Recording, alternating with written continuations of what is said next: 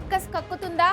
ఎన్నిసార్లు భారత్ చేతిలో పాక్ చావు దెబ్బ తిన్నా కూడా ఇంకా పాక్కు బుద్ధి రాలేదా? భారత్ పై మరోసారి ఉగ్రదాడి చేసేందుకు భారీ ప్లాన్ వేసిందా? పాకిస్తాన్ మరో పుల్వామా అటాక్ ను రెడీ అవుతుందా అంటే అవుననే అనిపిస్తుంది. పాకిస్తాన్లోని ప్రధాన నగరాల్లో ఉగ్రవాది హఫీజ్ సయీద్ నిర్వహిస్తున్న ర్యాలీలే ఇందుకు నిదర్శనం.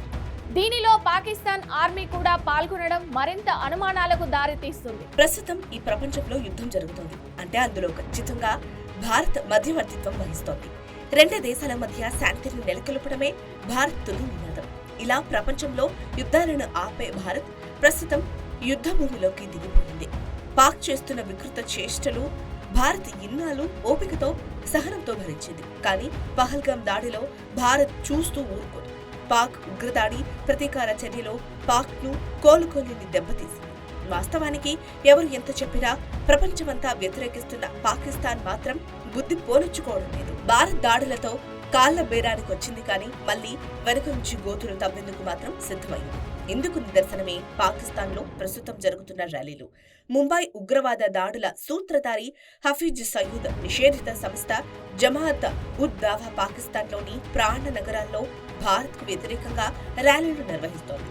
లాహోర్, ఇస్లామాబాద్, కరాచీ లాంటి వాటితో సహా మొత్తం 50 నగరాల్లో ఈ ర్యాలీలను నిర్వహించింది. దీనిలో పాక్ మర్కజీ ముస్లిం లీగ్ పార్టీ కూడా పాల్గొంటోంది. PMML సమావేశాలు సమైక్య పంజాబ్ మరియు సింధ్ ప్రభుత్వాల ఆధ్వర్యంలో జరిగాయి.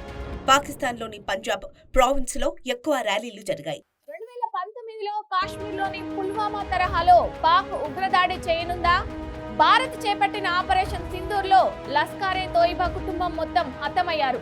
దీంతో లస్కారే తోయిబా ఆసిఫ్ సయ్యద్ ను భారత్ లో మరో ఉగ్రదాడికి ప్లాన్ చేస్తున్నారా అంటే అవుననే అంటున్నారు. తాజాగా హఫీజ్ సయీద్ నిర్వహించిన ఈ ర్యాలీలో పాక్ మంత్రులు, ఆర్మీ కూడా పాల్గొంటోంది.